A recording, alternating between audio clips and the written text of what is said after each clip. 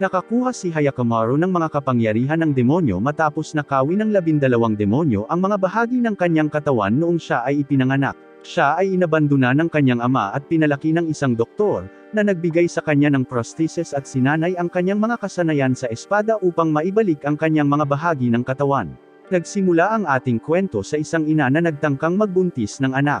Ang kanyang asawa ay nag-aalala sa labas. Pagkatapos ay makikita natin ang isang flashback sa kapag ang asawa ay bumisita sa Hall of Hell, isang misteryong dambana. Binalaan siya ng isang matandang lalaki sa templo na kung hindi siya titigil, pipiliin niyang magtrabaho para sa mga demonyo. Gayunpaman, tumanggi ang asawang lalaki na huminto, at sinubukan ng matandang lalaki na matakpan ang ritual, ngunit pinalakpakan ng asawa ang matandang lalaki gamit ang kanyang espada. Nang maglaon, nakita natin ang asawang nagpapatawag ng 12 demonyo. Ipinakilala niya ang kanyang sarili bilang si Daigo, Panginoon ng Ishikawa at empleyado ng gobernador ng lalawigan ng Kaga. Nakikiusap siya sa mga dyablo na iligtas ang kanyang mga tao mula sa pananalasa ng gutom at sakit. Nais din niyang patakbuhin ang bansa at sinabi na gagawin niya ang lahat para sa autoridad na iyon. Ang mga kandila sa silid ay nasusunog, at tinamaan ng kidlat. Lumilitaw ang isang marka sa kanyang noo upang ipahiwatig na tinanggap ang bargain. Sa kasalukuyan, pagkatapos manganak ng isang sanggol na lalaki ang kanyang asawa, isang mahiwagang kidlat ang tumama sa sanggol. Nakakatakot ito sa mga midwife na tumutulong sa panganganak. Nilapitan ni Daigo ang sanggol at binuhat ito, ngunit natuklasan niyang wala itong mga mata, ilong, paa, binti, at kahit balat. Naaalala niya ang pakikipagkasundo sa mga demonyo, nangako sa kanila ng anuman kapalit ng kanyang anak. Kumagalpak ng tawa si Daigo dahil alam niyang malapit ng magkatotoo ang kanyang ambisyon na maging pinuno ng bansa. Pagkatapos, sa kabila ng pagnanais ng ina na panatilihin ang bata, ibinibigay niya ang kanyang anak sa isa sa mga midwife upang maalis. Sinabi ni Daigo sa kanyang asawa na nakipagkontrata siya sa mga demonyo, na nangangahulugang hindi mabubuhay ang kanilang anak. Ngunit naniniwala siya na magkakaroon sila ng isa pang anak, na kumokontrol sa bansa. Ang sanggol ay dinadala sa ilog ng midwife. Balak niyang iwanan ang sanggol, ngunit ang bata ay mukhang may matinding pagnanais na mabuhay. Sa halip na iwanan ito sa ilog, inilagay niya ang sanggol sa isang bangka at hinayaan itong maanod, umaasang mabubuhay ang sanggol. Gayunpaman, isang nakakatakot na halimaw ang umatake at pumalakpak sa midwife. Gayunpaman, isang bulag na matandang nagngangalang Baiwamaru ang namagitan at pinalakpak ang halimaw. Pagkatapos ay napansin ni Baiwamaru ang isang kakaiba sa sanggol. Hindi ito amoy tao o katulad ng nilalang na natalo niya lang. Sa halip, ang bango sa paligid ng bagong panganak ay amoy tulad ng isang sumpa. Bumisita kami sa isang doktor na nagngangalang Jukay pagkalipas ng 16 na taon. Kilala siya sa paglikha ng mga prosthetic na limbs para sa mga patay sa digmaan bilang isang anyo ng kalungkutan. Pagkatapos ay nakilala namin ang aming pangunahing karakter, si Hayakamaru, isang batang may prosthetics na papunta sa isang nayon. Si Dororo ay isang maliit na batang lalaki sa nayon na ito. Sinusubukan niyang magbenta ng mga bagay na ninakaw niya sa isang grupo ng mga lalaki. Pagkatapos ay hinarap si Dororo ng isang grupo ng mga lalaki, ngunit nagawa niyang tumakas. Maya-maya ay huminto si Dororo upang makipag-usap at pakainin ang isang nawawalang aso, na nagpapahintulot sa mga lalaki na maabutin siya. Nagbanta silang sasaktan ang aso kung tatakas muli si Dororo. Si Dororo ay binugbog ng mga lalaki, na patuloy na tinutuya siya. Pagkatapos ay natuklasan nila ang isang tao sa tulay, ito ay si Hayakamaru, at ang kanyang prosthetic na mukha ay nakakuha ng kanilang pansin. Napansin ni Dororo na may tinitingnan ng kakaibang lalaki sa likuran nila kaysa sa kanila. Biglang may lumabas na nilalang mula sa dagat at nilamon ang mga lalaki. Nang malapit ng hulihin ng halimaw si Dororo, lumitaw si Hayakamaru at nagsimulang labanan ang nilalang. Inalis ni Hayakamaru ang kanyang prosthetic na braso, na nagsiwalat ng mga espada na ginamit niya upang labanan ang hayop. Nag-aaway sila sa isang lumang tulay, na kalaunan ay bumagsak, pumapalakpak sa halimaw. Pagkatapos ay ibinalik ni Dororo kay Hayakamaru ang kanyang mga braso. Natuwa si Dororo nang makita niyang ang katawan ng lalaki ay gawa sa prosthetics. Nalaman ni Dororo na hindi marinig ng lalaki, ngunit siya ay isang bihasang mandirigma na nagligtas sa kanya mula sa halimaw. Ang kanyang maskara ay bumagsak sa lupa nang magsimulang manginig si Hayakamaru. Napansin ni Dororo ang balat sa mukha ng bayani na gumagaling at lumalaki ng walang maskara, na ikinatakot niya. Sabay-sabay, nasaksihan ni Daigo ang mga kidlat na tumama sa Hall of Hell, katulad ng ginawa nila noong araw na makipagkasundo siya sa mga demonyo. Pumunta siya sa Hall of Hell para suriin ang mga bagay-bagay, ngunit doon niya nakaharap ang isa sa 12 estatwa ng demonyo, na nahati sa dalawa, at ang kanyang asawang si Nui, na humahanga sa kanilang pangalawang anak na lalaki, si Tahamaru, ay naalala ang araw na nawala siya. Kanyang panganay na anak. Pagbalik kay Hyakkimaru, nagsimula siyang umiyak sa tuwa dahil bumalik na ang mukha niya. Pagkatapos ay sinimula ni Dororo na sundan si Hyakkimaru, na naakit ng misteryosong lalaki at ang kanyang husay sa pakikipaglaban. Gayunpaman, hindi pinansin ni Hyakkimaru ang mga tanong ni Dororo at nagpatuloy sa kanyang paglakad. Huminto si Hyakkimaru para kumain ng ilang ligaw na berry at manghuli ng isda para sa hapunan. Nang matuklasan ni Dororo na kakainin siya ng hilaw na isda, namagitan siya at tumulong sa pamamagitan ng pagsisimula ng apoy upang maluto ang isda. Nalaman ni Dororo sa panahong ito na kung minsan ay nagdurusa si Hyakkimaru sa kanyang paningin, at hindi nakakarinig o nakakausap. Sinimulan ni Dororo na isaalang-alang kung paano siya makikinabang sa kapangyarihan ni Hyakkimaru. Si Hyakkimaru ay hindi makakita o makarinig, ngunit maaari niyang makita ang nag-iisang apoy ng mga buhay na nilalang. Ang kulay ng apoy na ito ay tumutulong sa kanya sa pag-detect ng anumang potensyal na banta sa paligid niya. Siya rin ay nagtataglay ng higit sa tao na lakas at pinahusay na mga pandama. Pinahintulutan si Dororo na samahan si Hyakkimaru sa pag-asang pupunta siya sa huli, ngunit hindi pumunta si Dororo. Kinabukasan, nakita naming hinawakan ni Dororo ang kamay ni Hyakkimaru dahil nakatuklas siya ng paraan para kumita sila ng pera. Mayroong isang halimaw sa isang kalapit na bayan na nagiging sanhi ng pagkawala ng mga manlalakbay, at sila ay gagantimpalaan kung makakalaban nila ito. Nilapitan ni Dororo ang pinuno ng nayon, si Ninkichi, na nagsasabing mahusay si Hyakkimaru sa pagpalakpak ng mga halimaw, ngunit humingi ng kabayaran para sa pagpalakpak sa halimaw. Tinanggap ni Dororo at Hyakkimaru ang alok ng mga pinuno ng pagkain at isang lugar na matutuluyan para sa gabi. Nakita ni Dororo ang isang halimaw na pumapasok sa kwadre kung saan sila nagpapahinga ng gabing iyon. Kakaiba, hindi pinansin ni Hyakkimaru ang pakiusap ni Dororo na harapin ang nilalang, at lumabas ang halimaw sa silid nang hindi nasaktan ang sinuman. Kinabukasan, ipinatawag ni Ninkichi sina Dororo at Hyakkimaru upang makita ang punong nayon, si Lady Bandai, na lumabas na isang magandang babae. Biglang itinaas ni Hyakkimaru ang kanyang talam upang salakayin ang pinuno, ngunit pinigilan siya ni Dororo at ng mga katulong ng pinuno. Kapwa sila tuluyang nakakulong sa isang storage room. Natuklasan nila ang bulag na matandang lalaki, si Biwamaru, sa silid. Ipinahayag niya kay Dororo na ang mga taong kulang sa paningin, tulad ng kanyang sarili at Hyakkimaru, ay maaaring makakita ng apoy ng kaluluwa sa loob ng mga individual. Ang kulay ng apoy na ito ay nag-aalerto sa kanila kung ang individual ay mapanganib. Habang namatay ang mga ilaw, mabilis na hinarap ni Hyakkimaru ang isang halimaw na nagmumula sa isang balon bago ito hinabol. Samantala, pinangunahan ng matandang lalaki ang isang takot na Dororo sa isang underground passage. Nakita ni Dororo na sinipa ni Hyakkimaru ang pinto patungo sa silid kung saan naroon si Lady Bandai. Sinabi ng matandang lalaki kay Dororo na ang kaluluwa ni Lady Bandai ay pula ng dugo, ang pinakamasamang uri, na nagpapahiwatig na siya ay isang demonyo sa halip na isang halimaw. Inabala ni Ninkichi si Hyakkimaru habang inaatake niya ang demonyo sa silid, na inakay ang demonyo na tumakas at si Hyakkimaru upang ituloy ito. Bilang karagdagan, natuklasan ng matandang lalaki at Dororo na si Ninkichi, na nag-imbita sa kanila, ay nanlinlang ng mga turista sa pagbisita sa bayan, na nagpapahintulot sa demonyo na magpista sa kanila. Natalo ni Hyakkimaru ang demonyo, at ang demonyo ay bumalik sa Lady Bandai at ipinakita ang aktwal na anyo nito, na madaling pinalakpakan ni Hyakkimaru. Nalaman nila na pinahintulutan ng mga tag-aron ang demonyong nagmamay-ari ng Lady Bandai na pumatay ng mga turista dahil kailangan ng bayan ng pera mula sa mga manlalakbay upang mabuhay.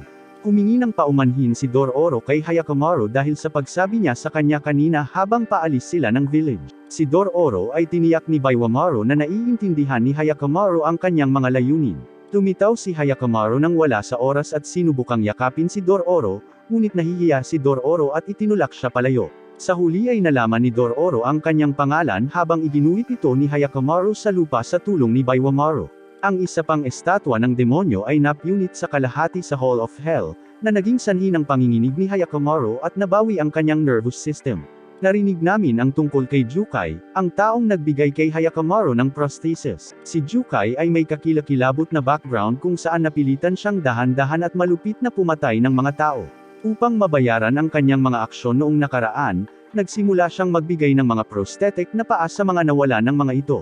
Sa isa sa kanyang mga paglalakbay, nakatagpo siya ng isang ulilang bata na nagngangalang Con-Am, na kanyang inampon at tinulungang mabuhay sa pamamagitan ng pagbibigay ng mga artificial na paa. Makalipas ang ilang taon, nalaman ni Con-Am ang mga paratang na nag-uugnay kay Jukai sa isang Panginoon na nagutos na pumalakpak ang kanyang ama. Nagalit ito kay Con-Am, at naisip niyang pumalakpak kay Jukai. Gayunpaman, nagpasya siyang hindi iyon dahil natanto niya ang kabutihang ginagawa ni Jukai. Sa kabila nito, ibinalik niya ang prosthesis na ibinigay sa kanya ni Jukai at umalis sa bahay na pinagsaluhan nila. Nag-iisa si Jukai, hanggang isang araw ay nakatulog siya sa tabing ilog.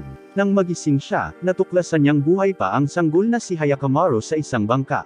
Pinili ni Jukai na alagaan siya, nilagyan siya ng prosthetics at tinuruan siya kung paano mamuhay araw-araw. Pagkatapos ay binigyan siya ng pangalang Hyakkimaru. Napagtanto ni Jukai na si Hyakkimaru ay gumuhit ng mga halimaw, kaya upang mapanatili siyang ligtas, tinuruan ni Jukai si Hyakkimaru kung paano lumaban at naging bihasa siya sa pagpalakpak ng mga halimaw. Ang kanang binti ni Hyakkimaru ay muling nabuo isang araw pagkatapos pumalakpak sa isang demonyo, na nagpapahiwatig na ang kanyang karamdaman ay isang sumpa na ginawa ng mga demonyo. Kalaunan ay ginawa ni Jukai ang mahirap na desisyon na hayaang umalis si Hyakkimaru, at naghiwalay sila ng landas. Sa kasalukuyan, sinabi ni Bawamaro kay Dororo na malamang naisinumpa si Hyakkimaru ng mga demonyo at nabawi niya ang kanyang mga bahagi ng katawan sa pamamagitan ng pagpalakpak sa mga demonyong ito. Biglang nagising si Hyakkimaru at natapakan ang apoy. Kinaladkad siya ni Dororo, ngunit sa unang pagkakataon, nakaramdam ng matinding paghihirap si Hyakkimaru. Si Dororo ay naghahanap ng kanlungan sa isang kubo, ngunit si Hyakkimaru ay nananatili sa labas sa ulan. Sinimulan ni Dororo ang pakikipag-usap sa isang babae na lumapit sa kanila. Ipinakilala niya ang kanyang sarili bilang isang naglalakbay na mangangalakal at sinabing naroon siya upang ipagdasal ang kanyang kapatid, na nakikipaglaban sa isang digmaan. Isang figure na may madilim at nakakatakot na aura ang napansin ni Hyakkimaru. Sinusundan siya ni Dororo habang papalapit siya sa presensyang ito. Nakarating sila sa isang lalaki na pumalakpak ng maraming tao gamit ang isang espada. Sinabi ng lalaki na hindi siya kusang pumapatay. Pinipilit siya ng sinumpa ang espada na gawin iyon dahil naghahangad ito ng dugo at may impluensya sa may hawak nito. Nalaman ni Hyakkimaru na ang espada ay naglalaman ng kasamaan. Si Hyakkimaru at ang lalaking may dalang sinumpaang espada ay nakikipaglaban. Sa panahon ng pakikibaka, si Hyakkimaru ay nagtamo ng mga menor de edad na pinsala at na-corner. Ang lalaki, sa kabutihang palad, ay tinamaan ang prosthetic na binti ni Hyakkimaru, na naging dahilan upang ang espada ay matrap sa paa. Gayunpaman, nahulog ang lalaki sa bangin habang sinusubukang iwasan ang talam ni Hyakkimaru. Samantala, tinangka ni Dororo na tanggalin ang espada mula sa prosthetic na binti, ngunit sa paggawa nito, siya ay sinapian ng sinumpaang talam. Habang hinahanap sila, muling nakipagkita ang ginang sa kanyang kapatid, na siya pala ang lalaking may sinumpaang espada. Pagkatapos ay ibabalik niya ito sa kanyang bahay. Si Dororo, na nasa ilalim ng impluensya ng espada, ay sumalakay sa dalawang taga-nayon mula sa nayon. Habang sinusubukan niyang labanan ang mahigpit na pagkakahawak ng espada, buong-buo itong kinuha sa kanya at itinulak siya patungo sa nayon. Lumapit si Dororo sa nayon at nakita ang kanyang sarili na nakatayo mismo sa harap ni Hyakkimaru. Sinimulan ni Hyakkimaru na salakayin si Dororo matapos makita ang pagkakaroon ng masamang espada. Sinubukan ni Dororo na iwasan si Hyakkimaru, ngunit inagaw ni Hyakkimaru ang espada mula sa pagkakahawak ni Dororo, pinalaya siya mula sa pagkakahawak nito. Namatay si Dororo matapos makalaya mula sa pagkakahawak ng masamang talam. Gayunpaman, ang taong pinangungunahan ng espada ay muling nakontrol at patuloy na lumalaban kay Hyakkimaru. Ang kapatid na babae ng lalaki ay namagitan, nakikiusap kay Hyakkimaru na huwag patayin ang kanyang kapatid. Sa huli, nagtagumpay si Hyakkimaru sa pamamagitan ng pagwasak ng espada, ngunit hindi niya nailigtas ang buhay ng lalaki. Si Hyakkimaru ay nagsimulang manginig pagkatapos ng tagumpay na ito, at ang kanyang mga prosthesis sa tainga ay natanggal. Naririnig na ni Hyakkimaru ang nangyayari sa paligid niya. Si Hyakkimaru, sa kabilang banda, ay nalulula sa lahat ng mga bagong tunog na maririnig niya at hindi sigurado kung paano pamahalaan ang dapat niyang pakinggan.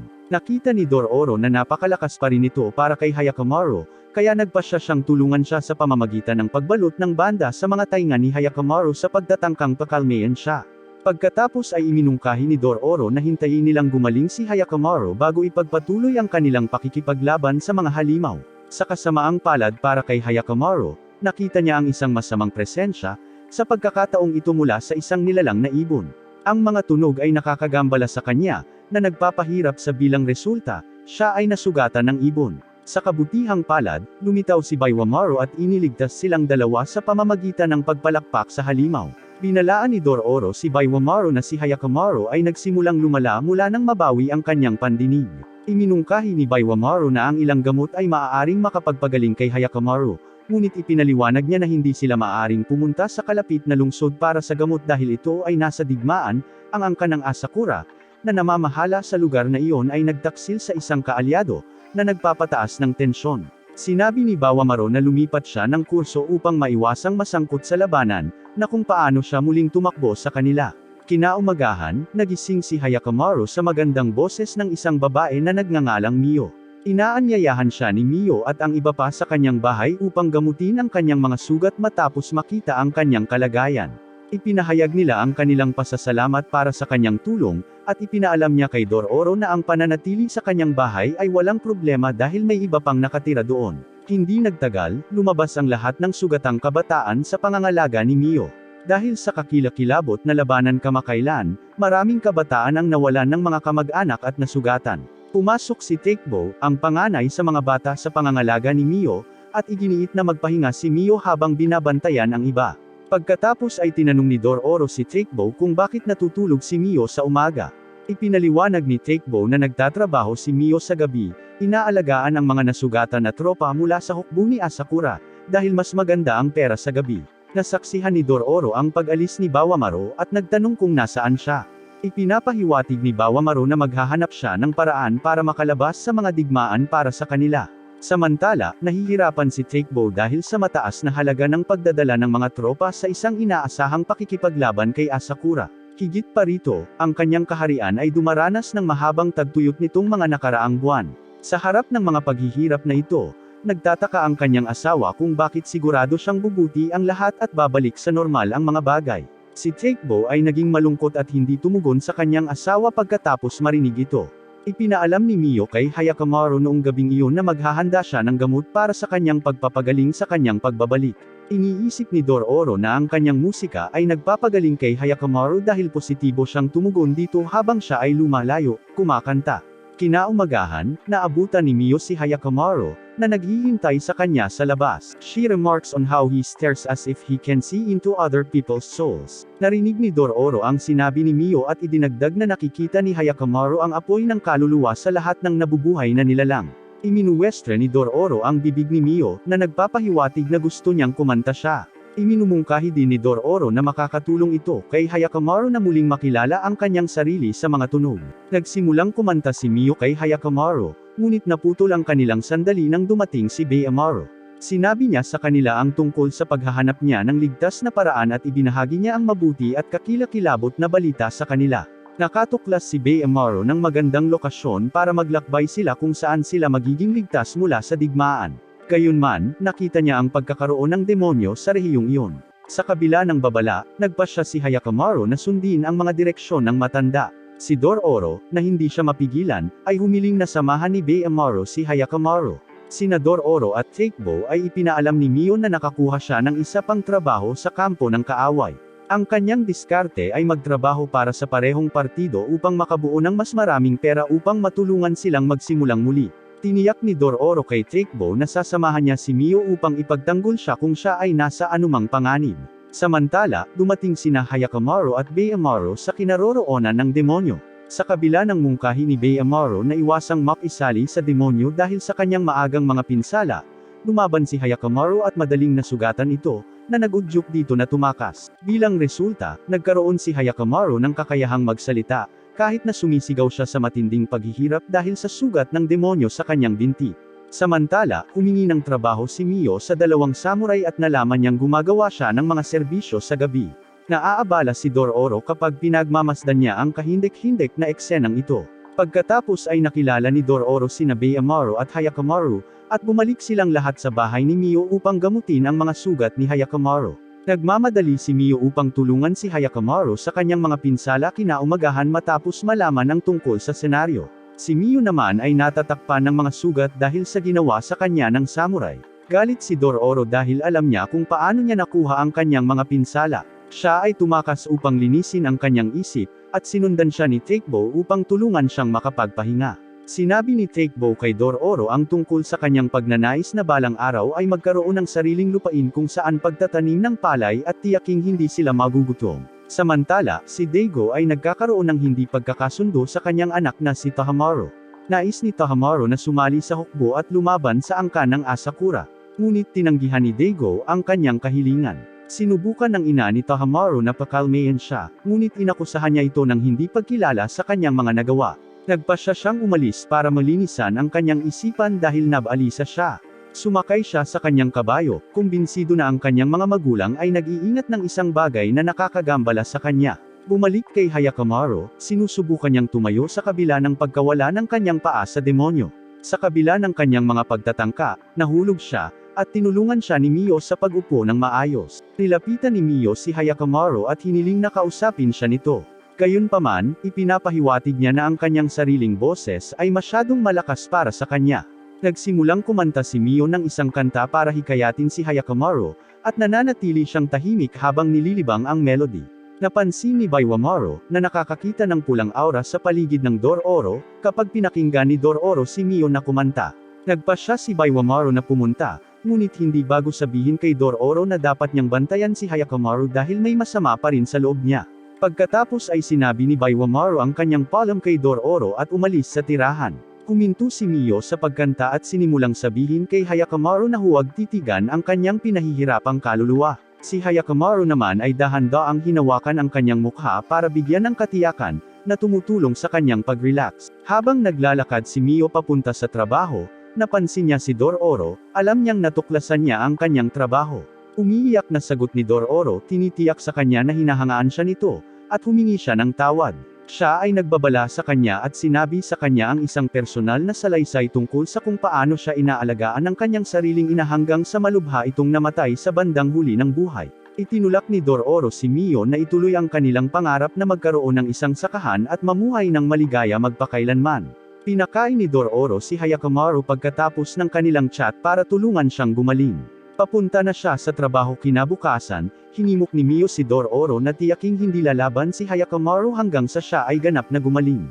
Gayunpaman, nagpasya si Hayakamaru na makipagkita muli sa demonyo sa gabi. Samantala, sinimulang sundan ng ilang tropa si Mio at kalaunan ay sinusubaybayan siya sa kanilang tahanan. Si Dororo, sa kabilang banda, ay nakikipagkarera upang mahanap si Hayakamaru at dumating sa tamang oras upang makitang matagumpay na napatay ni Hayakamaru ang halimaw, na nagresulta sa kanyang pagbawi sa kanyang nasugatan na binti. Pagdating nila sa bahay, nakatagpo sila ng nakakatakot na tanawin. Nasusunog ang kanilang tahanan at pinatay ng mga tropa ang lahat ng mga bata, kasama na si Mio. Napatay si Mio dahil pinaghihinalaan ng mga sundalo na siya ay isang espesyaliya dahil siya ay naobserbahan sa kampo ng kaaway. Sinubukan ng isa sa mga sundalo na saktan si Dororo, ngunit pinoprotektahan siya ni Hayakamaru sa pamamagitan ng pagputol ng braso ng sundalo. Naramdaman ni Hayakamaru na si Mio ay nasa bingit ng kamatayan at nagpalakpakan, pumalakpak ang lahat ng tropa. Pumagitna si Dororo upang subukang pakalmayan ang natitirang sundalo bago niya ito mapahamak. Ipinakita ni Dororo kay Hayakamaru ang butil ng palay na pinaghirapan ni Mio upang matiyak at hiniling sa kanya na tumulong sa pagtupad sa mga kagustuhan ni Mio. Si Hayakamaru ay unti-unting kumalma at hinawakan si Mio sa kanyang mga bisig. Sa isang emosyonal na sandali, nagawa niyang bigkasin ang kanyang unang salita, ang pangalan ni Mio. Inilibing ni Dororo at Hayakamaru si Mio at ang mga bata kinaumagahan, at nagpatuloy sila sa kanilang paglalakbay kasama ang mga pangarap ni Mio sa kanilang isipan. Sinubukan ni Dororo na pasayahin si Hayakamaru sa ibang pagkakataon sa paglalakbay, ngunit ang kanyang mga pagsisikap ay hindi nagtagumpay. Umalis si Dororo, bigo, at narinig lamang niya ang isang lalaking nagsasalita ng romantiko. Namumula si Dororo habang binabato para malunod ang mapang-akit na mga salita ng lalaki. Si Dororo, sa kabilang banda, ay nakatagpo ng malagagamba na halimaw na nakahuli sa lalaki sa mahimbing na pagkakatulog. Nang makaharap ni Hayakamaru ang nilalang, agad siyang nahuli nito sa web nito. Sa kabutihang palad, nagawa ni Dororo na palayain si Hayakamaru, ngunit nakatakas ang halimaw. Sa kalaunan ay nakarating sila sa isang maliit na nayon, kung saan ipinaalam sa kanila ng isang gwardya ang tungkol sa isang kidnapper sa rehiyon na responsable para sa maraming pagkawala sa gabi. Naniniwala si Dororo na ang kidnapper ay ang parehong halimaw na kanilang hinarap kanina. Kinabukasan, natuklasan ng isang lalaking nagngangalang Yejiro ang isang napakarilag na babae na nakahandusay sa lupa. Siya ang parehong halimaw na tumakas mula kay Hyakkimaru, na hindi niya alam. Nagkunwaring tao ang ginang at nag-alok na bisitahin ang tahanan ng lalaki habang palihim na nilalayo na maubos ang kanyang puwersa sa buhay upang mapunan muli ang kanyang sigla. Si Yejiro ay bukas palad na nag-alok sa kanya ng isang plato ng kanin, na malugod niyang tinanggap. Pinangalanan niya itong Joregumo dahil wala siyang pangalan, pagkatapos ay pumasok sa trabaho at pagkatapos ay nakilala sina Dororo at Hyakkimaru. Nagtanong si Dororo tungkol sa isang paunawa ng gantimpala, at sinabi ng lalaki na ito ay isang gantimpala para sa paghahanap at pagdakip sa kidnapper. Pagsapit ng gabi, umuwi si Yejiro at sinabi kay Joregumo ang tungkol sa kanyang araw. Nagpasya siyang iligtas ang buhay ng lalaki sa halip, nagulat sa kabaitan nito. Natuklasan ni Dororo kinabukasan na may isa pang individual na nawala sa buong gabi. Nagsimulang magtaka si Dororo kung ang dumukot ay tunay na halimaw. Nang maglaon, nang umuwi si Yejiro, napansin niya kung gaano kaina si Joregumo. Sinubukan niyang tulungan siya sa pagtakas para maghanap ng doktor, ngunit naabutan niya sina Dororo at Hyakkimaru. Inamin ni Dororo na ang ginang ang tunay na kontrabida at abductor. Gayunpaman, ipinahayag ng lalaki na siya ang kidnapper, na nagsasabi na tinutulungan niya ang mga tao sa pagtakas sa lugar sa gabi. Narinig ng mga tropa ang kanyang pag-amin at tinangka siyang pigilan, ngunit namagitan si Dororo, na binanggit na sila ang unang nakatagpo ng kidnapper at naghahanap ng premyo na ibinigay para sa pakikitungo sa kidnapper. Gayunpaman, ipinagtapat ng sundalo na walang gantimpala at lahat ng ito ay panloloko upang maakit ang isang whistleblower. Ginamit ni Joregumo ang kanyang mga sapot upang madaig ang mga tropa, na inuubos ang kanilang enerhiya sa buhay habang sinusubukan nilang hulihin ang lalaki. Sinubukan ni Hyakkimaru na mamagitan at pigilan ang babaeng gagamba, ngunit nakulong niya ito sa kanyang web. Ang ginang sa kalaunan ay tumakas kasama si Yejiro. Hinabol sila ni Hyakkimaru sa sandaling siya ay pinakawalan. Ang huling sundalo, sa kabilang banda, ay humihiling ng mga reinforcement. Umakyat na sina Yejiro at Joregumo sa bundok, at ipinakita niya sa kanya ang daan patungo sa kalayaan. Pinipilit niyang samahan siya, at sumunod siya kahit alam niyang halimaw siya. Habang papalapit sa kanila ang mga tropa, natamaan si Yejiro ng isa sa kanilang mga palaso, na ikinagalit ni Joregumo. Nagbago siya sa isang halimaw na gagamba at inaatake ang mga sundalo. Dumating si Hyakkimaru at sinubukang pigilan ang halimaw, ngunit nakita niya na tumakas ang masamang presensya ng nilalang.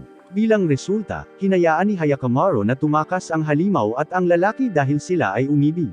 Nang maglaon, habang nagpapatuloy sila sa kanilang paglalakbay, nagpatuloy si Dororo sa pagpapatawa kay Hyakkimaru, at sa huli ay nagtagumpay siya. Bagamat tumanggi si Hyakkimaru na aminin ito, dumating sina Dororo at Hyakkimaru upang makita ang isang parada ng kasal sa kanilang paglalakbay. Biglang nagpaputok ng palaso ang isang kabataang nakasuot ng balahibo ng lobo sa parada, ngunit ito ay nakaligtaan. Sinubukan niya muli, ngunit pinigilan siya ni Dororo. Saro ang pangalan ng batang lalaki. Ipinaalam niya sa kanila ang tungkol sa intensyon ng nayon na pilitin ang kanyang kapatid na babae na magpakasal sa isang halimaw. Bahagi ito ng isang ritual para iwaksi ang madilim na ulap na umaaligid sa kanilang nayon. Pagkatapos ay sinabi ni Dororo kay Hyakkimaru na kaya niyang harapin ang mga halimaw, ngunit may halaga. Pagkatapos ay iniregalo ni Saro kay Dororo ang isang tipak ng ginto na natuklasan niya sa ilog ng nayon. Binanggit din niya ang mga karagdagang kayamanan, at nangako si Dororo na tutulong kung dadalhin sila roon ni Saro. Tinanggap ni Saro ang deal. Tinulungan ni Dororo si Saro sa pagpapababa sa mga gwardya na nagbabantay sa kanyang kapatid na babae sa tuktok ng bundok. Ang kapatid na babae ni Saro, sa kabilang banda, ay tumangging pumunta dahil naniniwala siyang ang seremonya ay mahalaga para sa kapakanan ng nayon. Sina Dororo at Hyakkimaru ay sumagip, nag-aalok na harapin ang halimaw. Isang malaking itim na ulap ang biglang pumaligid sa kanila, at isang nilalang na alupihan ang lumabas mula rito. Nilamon nito ang mga bantay at hinabol si Saro, ngunit naligtas siya sa sakripisyo ng kanyang kapatid. Inutusan ni Dororo si Hyakkimaru na makipaglaban, ngunit hindi makita ni Hyakkimaru ng maayos ang halimaw dahil sa masamang aura ng ulap. Bigla na lang, isang kalapit na geyser ang dumaan sa ulap, na nagpapahintulot sa ilang liwanag na pumasok. Nakita nila ang halimaw na nagtatago mula sa liwanag, at kalaunan ay tumakas ito kasama ng ulap. Bumalik sila sa tahanan ni Saro, na nakabaon sa ilalim ng isang higanteng bato. Pagkatapos ng pangyayaring ito, isiniwalat ni Saro na ang kanyang kapatid na babae ay hindi kanyang biolohikal na kapatid. Lumaki siyang mag-isa sa kabundukan matapos mamatay ang kanyang mga magulang noong bata pa siya. Kinailangan niyang manghuli ng mga hayop para umiral, at nagalit siya sa mga tao dahil madalas nilang pilitin siyang umalis sa bundok. Nagbago ang kanyang pananaw nang makilala niya ang isang magandang babae na nagtreto sa kanya ng may kabaitan at nagpaalala sa kanya ng kanyang sariling namatay na ina. Lumapit si Saro kay Dororo para humingi ng tulong sa paghihiganti sa pagkamatay ng kanyang kapatid. Hinala ni Dororo na ang sikat ng araw ang kahinaan ng halimaw. Nang maglaon ng gabing iyon, nabalisa si Hyakkimaru nang marinig niya si Saro na umiiyak sa kanyang pagtulog. Nag-disguise si Dororo bilang isang nobye kinaumagahan para akitin ang halimaw. Tinangka ni Dororo na gambolain ang hayop habang si Saro ay nagpaputok ng apoy na pana, na nagdulot ng pagsabog. Dahil mahina sa apoy ang nilalang, sinunog ito ng apoy, ngunit mabilis itong gumaling. Sumama si Hyakkimaru sa pamamagitan ng pagbaril ng mga arrow sa nilalang at pagsubaybay sa mga galaw nito gamit ang tunog ng mga arrow na tumatama dito. Sa huli ay hinampas niya ang kanyang matalas na kutsilyo, ngunit hindi ito sapat para lubusang talunin ang halimaw. Inakyat ni Dororo ang halimaw upang turuan si Hyakkimaru gamit ang kanyang boses. Sa tulong ni Dororo, hinampas ni Hyakkimaru ang halimaw sa mga mata, pinilit itong tumakas sa madilim na ulap, at kalaunan ay napatay ito, na epektibong nagtapos sa halimaw. Ang kapatid ni Saro ay mahimalang natagpo ang buhay pagkatapos patayin ang halimaw. Maya-maya, dumulas ang prosthetic na ilong ni Hyakkimaru, na nagpanumbalak ng kanyang pangamoy. Nalinlang si Dororo tungkol sa ginto, dahil ang pirasong ibinigay sa kanya ni Saro ay ang tanging natitira. Si Dororo naman ay tinanggap ito. Pinili ni Saro at ng kanyang kapatid na babae na manirahan ng magkasama sa nayon. Binigyan ni Hyakkimaru ng bulaklak si Dororo at tinawag siyang Dororo habang sinisimula nila ang kanilang paglalakbay. Tuwang-tuwa si Dororo dito. Naiirita si Dororo kay Hyakkimaru habang naglalakbay sila dahil palagi niyang sinisinghot ang lahat ng nasa paligid niya. Bumagsak si Dororo nang hindi inaasahan. Nagmamadaling humingi ng tulong si Hyakkimaru at nakilala niya ang isang madre na nagbigay kay Dororo ng lugar na matutuluyan. Nag-aalala si Dororo na iiwan siya ni Hyakkimaru, ngunit tiniyak ng madre na malapit pa rin si Hyakkimaru. Pagkatapos ay bumungad si Dororo sa madre at sinabi sa kanya ang tungkol sa kanyang namatay na mga magulang. Pinangunahan ng kanyang ama ang isang grupo ng mga magsasaka sa isang pakikipaglaban upang pangalagaan ang kanilang mga karapatan laban sa mga samurai brigand. Ang ina ni Dororo ay naging instrumento sa pagpapanatiling ligtas at nakapag-aral sa kanya sa mga mapanganib na taon ng digmaan. Gayunpaman, si Itachi, isang miyembro ng gang ng kanyang ama, ay nagtaksil sa kanila at nakipag-alyansa sa mga samurai, na nagresulta sa pagkamatay ng marami sa mga tauhan ng kanyang ama at pinsala sa binti ng kanyang ama. Nalantad ang pamilya ni Dororo. Ang pamilya ni Dororo ay napilitang maglakbay sa mga larangan ng digmaan upang mabuhay. Nasaksihan ni Dororo ang pagkamatay ng kanyang ama habang nakikipaglaban sa isang grupo ng samurai na nagtatangkang protektahan sila. Naiwang mag-isa si Dororo at ang kanyang ina bilang resulta nito. Ang kanyang ina ay gumawa ng maraming sakripisyo upang mapanatili siyang ligtas. Ginamit din niya ang kanyang mga kamay bilang makeshift bowls para pakainin si Dororo sa panahon ng samurai organized food handout. Ngunit habang lumilipas ang panahon, naubusan na sila ng pagkain at pagod na dulot ng kanyang ina. Sa kasamaang palad, namatay siya sa isang patlang ng pulang-pula na mga bulaklak. Ang madre ay nagdasal para sa hinaharap na kagalingan ni Dororo matapos marinig ang kanyang kwento, at gumaling si Dororo mula sa kanyang lagnat pagkatapos ng 3 araw at sila ay nagpatuloy sa kanilang paglalakbay. Pumunta si Daigo sa Hall of Hell, nag-aalala tungkol sa kanyang mga tao at sa napipintong labanan, si Tohamaru. Sa kabilang banda, ipinatawag niya ang dalawa sa kanyang mga kaibigan at hiniling na makakuha sila ng impormasyon tungkol sa nakaraan at lihim ng kanyang ama. Si Daigo ay naghahanap ng kaalaman mula sa mga demonyo sa loob ng Hall of Hell. Alam na niya ngayon na iniligtas ng Komadrona ang sanggol, at hinala niyang buhay pa ang panganay niyang anak at pinapalakpak ang mga demonyong nagnakaw ng mga bahagi ng kanyang katawan. Isang sinag ng liwanag ang biglang bumaba, na nagpapakita ng mukha ng kanyang unang anak, si Hyakkimaru. Ang mga kaalyado ni Tohamaru ay nakakakuha ng kaalaman na kailangan nila sa gabi sa pamamagitan ng pagmamanipula at pagkuha ng impormasyon mula sa isang tagapayo gamit ang isang gamot. Ibinunyag ng tagapayo na si Daigo ay naghahanap ng isang sanggol na nawala 16 na taon na ang nakalilipas. Nang malaman ito ni Tahamaro, tinanong niya kung bakit hinahanap ng kanyang ama ang sanggol, ngunit kinagat ng tagapayo ang kanyang dila upang maiwasang magsalita ng anupaman. Hinarap ni Tahamaro si Daigo kinabukasan sa mga katotohanang nakuha niya, ngunit tumanggi pa rin si Daigo na kilalanin ang katotohanan. Pagkatapos ay nalaman ni Tahamaro ang isang isyu sa nayon at naglakbay upang mag-imbestiga. Natuklasan niya na ang isang nilalang ay umaatake sa mga barko at nagpapahirap sa pangingisda. Si Tahamaro, na sinamahan ni Mitsu at Hayago, ay umalis upang labanan ang halimaw. Matagumpay silang nasugatan ito, ngunit nakatakas ang malaalimangong halimaw. Pagbalik nila sa nayon, si Tahamaro ay gumawa ng plano na magtayo ng isang dam upang makulong ang halimaw. Kapag kumpleto na ang pag-aayos, hinihikayat nila ang halimaw sa dam at pagkatapos ay pinatuyo ang tubig, na inilantad ang nilalang. Muntik na nila itong talunin, ngunit sinubukan ng halimaw na tumakas sa pamamagitan ng pagsira sa dam gamit ang isang bato, na naging sanhi ng pagbaha muli sa rehiyon. Kapag ang mga bagay ay tila walang pag-asa, si Hyakkimaru ay lilito at tinalo ang halimaw ng mag-isa, na iniligtas ang lahat. Pinasalamatan ni Tahamaro sina Dororo at Hyakkimaru sa pagprotekta sa kanyang kaalyado mula sa pagkalamon ng halimaw pagkatapos ng insidente. Gayunpaman, hindi sumagot si Hyakkimaru, na ikinairita ni Tahamaro dahil naniniwala siya na siya ay napapabayaan. Pagkatapos ay idinagdag ni Dororo na si Hyakkimaru ay bulag, na ikinagulat ni Tahamaro at sa kanyang mga kaalyado dahil sa kung gaano kadaling sirain ni Hyakkimaru ang halimaw. Pagkatapos ay nakiusap si Dororo kay Tahamaro para sa pagbabayad para sa kanilang mga serbisyo, na malugod na tinanggap ni Tahamaro. Nagtanong si Dororo tungkol sa pinakamalapit na probinsya, at itinuro sila ni Tahamaro sa bansa ni Daigo. Tinanong ni Tahamaro kay Hyakkimaru ang kanyang pangalan habang naghahanda silang umalis, at sinabi sa kanya ni Hyakkimaru. Dororo at Hyakkimaru pagkatapos ay naglalakad sa lokal na pamilihan.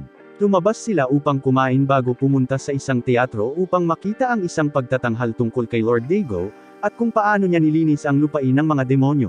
Habang patapos na ang dula, nahanap ni Dororo si Beyamaru sa audience, na hinahangaan ang pagganap.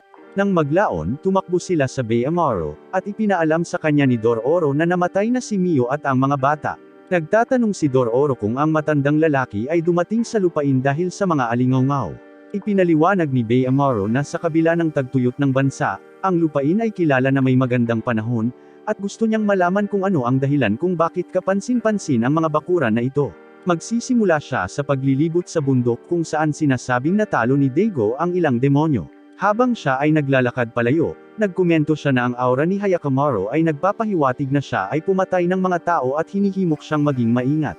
Samantala, ipinaalam ng mga nasasakupan ni Tahamaro kay Daigo ang tungkol sa isang bulag na batang lalaki na may prosthetic sa binti na madaling natalo ang nagbabantang halimaw. Tinalakay din nila ang misyon ni Hyakkimaru na talunin ang mas malalakas na demonyo. Narinig ng asawa ni Daigo ang usapan na ito at humihikbi, tiyak na ang bulag na batang lalaki ay ang kanyang unang anak. Si Dororo at Hyakkimaru ay lumapit sa isang isinumpang pader. Ginagamit na ito ngayon ng angkan ng Asakura upang ipakita ang mga bangkay ng mga tauhan at especially iyan ni Daigo na kanilang napatay. Bilang resulta, ang mga halimaw ay iginuhit sa dingding sa gabi. Ayon sa ilang mga kwento, ang pader ay isinumpa ng mga demonyong natalo ni Daigo noong nakaraan.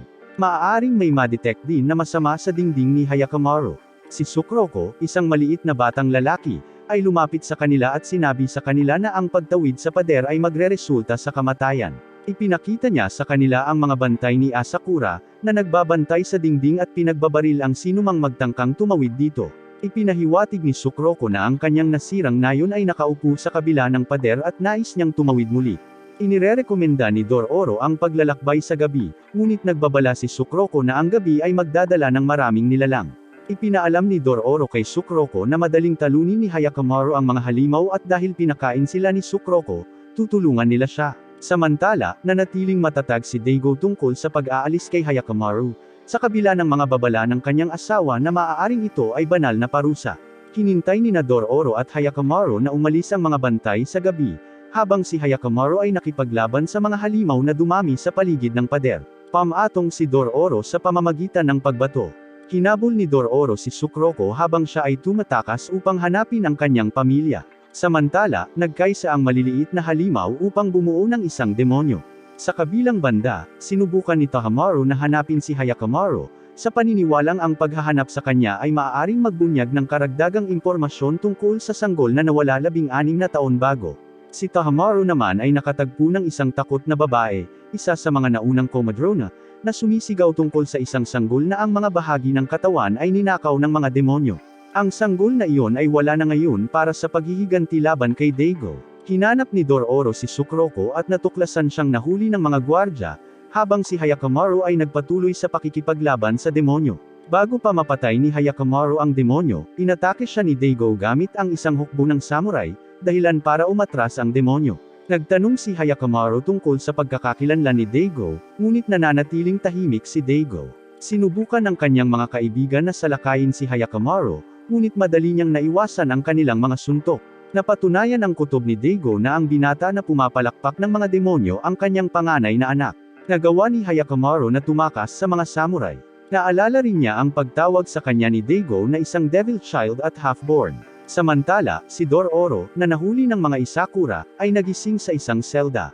Natuklasan ni Dororo si Sukroko at natuklasan na ang kanyang nayon ay nawasak. Nangako si Dororo na si Hyakamaru ay tutulong sa kanila.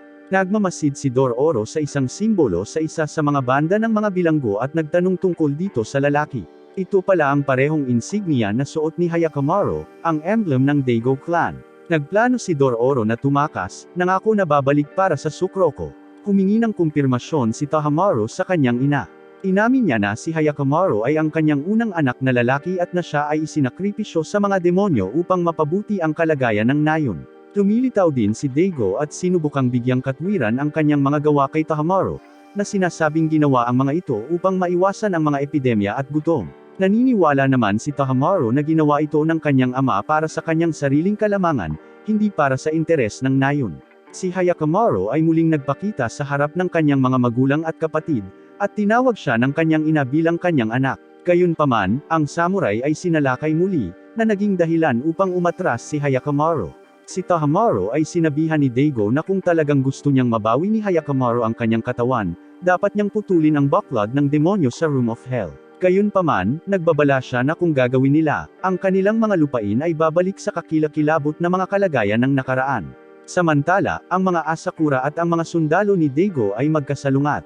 Habang nasa kanilang paglalakbay upang iligtas si Sukroko mula sa mga Asakura, sinalubong ni Hyakamaru at Dororo si Daigo at ang kanyang hukbo. Ang kahindik-hindik na hayop mula sa mga pader ay bumalik sa parehong oras, nagkakalat ng kalituhan at kamatayan sa mga mandirigma. Napagtanto ni Hyakamaru na ang mga puwersa ni Daigo ang dapat sisihin sa pagkamatay ni Mio at malapit ng magalit. Napatahimik naman si Dororo. Nakialam si Tahamaru at ipinaliwanag ang pakikitungo sa mga demonyo kapalit ng kapayapaan ng lupain.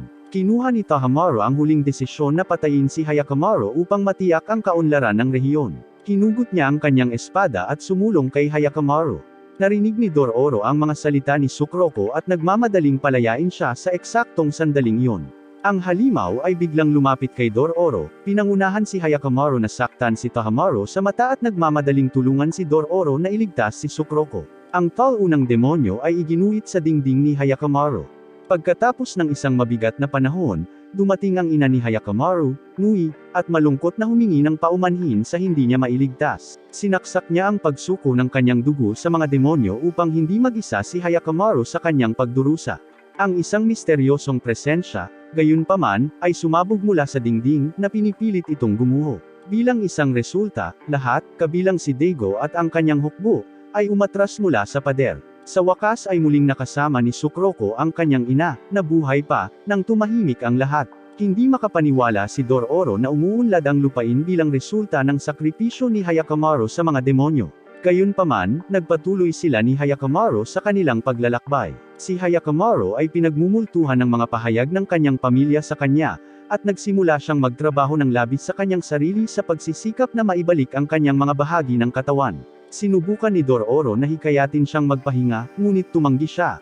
Makalipas ang ilang araw, humanap sila ng santuwaryo sa isang abandonadong bahay na sinasabing pinagmumultuhan ng demonyo. Lumabas si Dororo para kumuha ng panggatong at bumalik na may dalang nakakatakot na estatwa sa loob ng talon.